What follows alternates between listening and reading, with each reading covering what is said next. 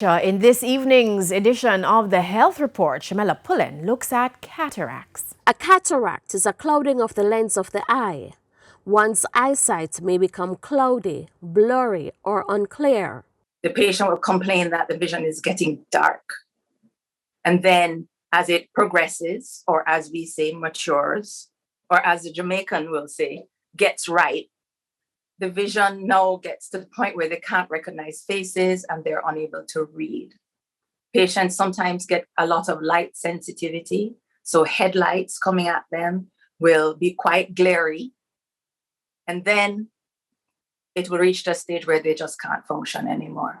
Ophthalmologist Dr. Zoe Wynter says she sees at least 15 to 20 new patients with cataracts monthly.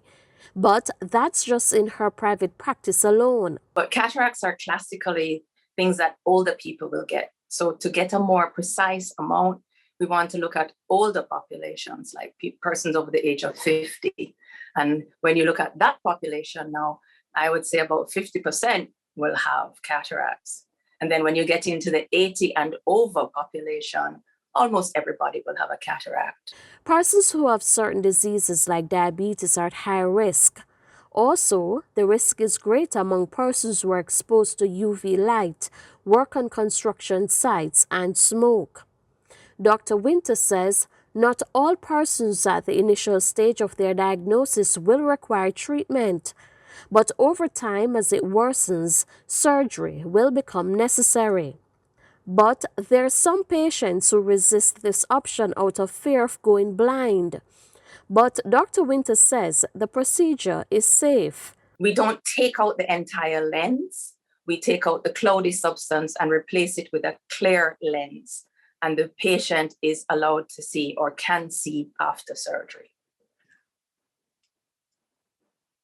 It is a one-time surgical procedure. Now, there is something called second cataract, where the vision becomes cloudy after the surgery again.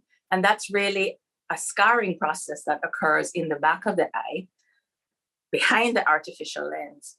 And we just use a laser at that point to make an opening in the capsule to allow the light to go through. With their health report, I'm Shamela Pullen wishing you good health.